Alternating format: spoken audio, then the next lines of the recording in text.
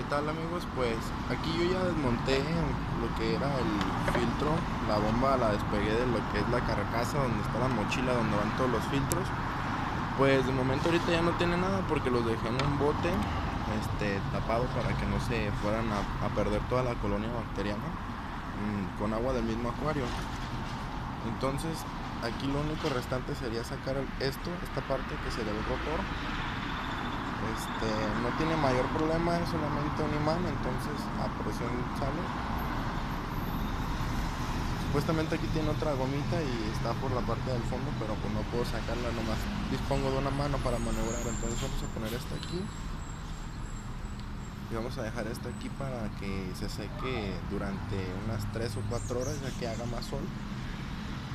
Y pues la caja no tiene mayor problema, la pueden limpiar si quieren, así es como queda.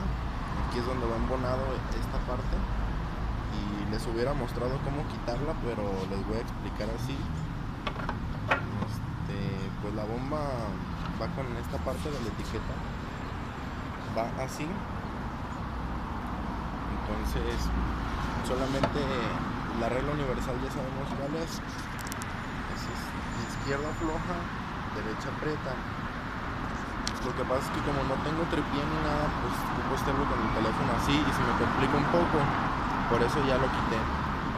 Hay que tener cuidado únicamente en no dañar los empaques que son estos, porque si no ya no va a sellar bien y se nos va a estar filtrando el agua, para tener cuidado con eso.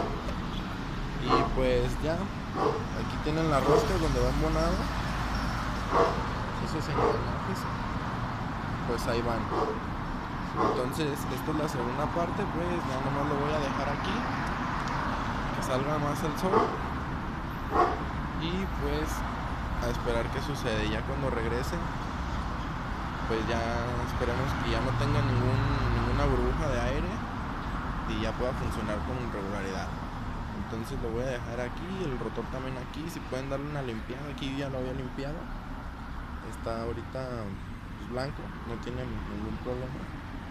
Y este es el imán que hace girar todo el sistema dentro de la bomba, para que tengan cuidado pues de no perder ninguna de estas piezas, porque si no pues ya no va a tener caso, no va a servir.